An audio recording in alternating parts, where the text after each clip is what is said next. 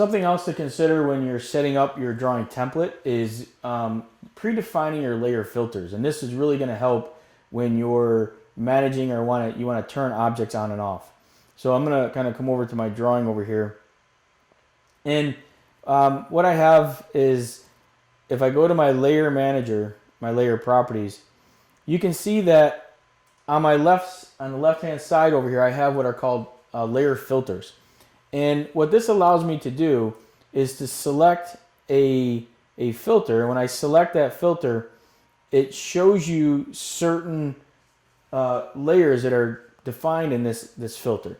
So if I go to existing, you can see that the layers that are being listed have the V, which is my surveying layer, my existing layers, and it only shows those layers.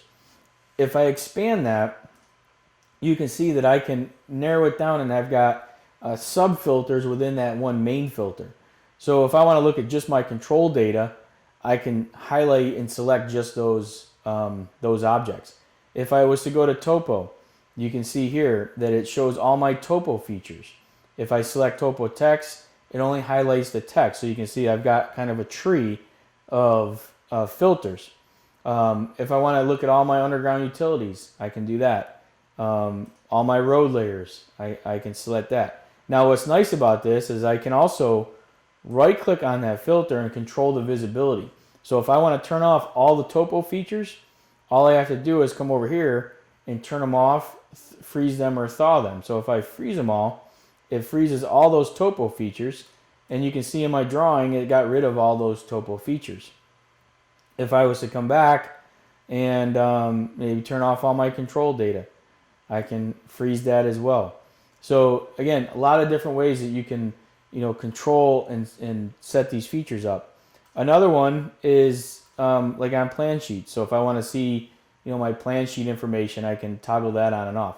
Now the neat thing about this, let's say that you're doing a bunch of overhead utilities, for example. If I set that filter current, there's some settings that you can set so that these filters get applied into AutoCAD a certain way.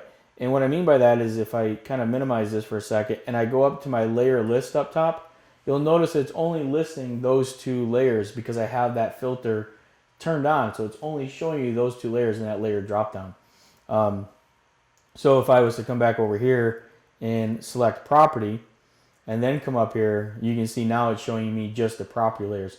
So I don't get this list of layers that I have to kind of sort and sift through. So layer filters are pretty powerful.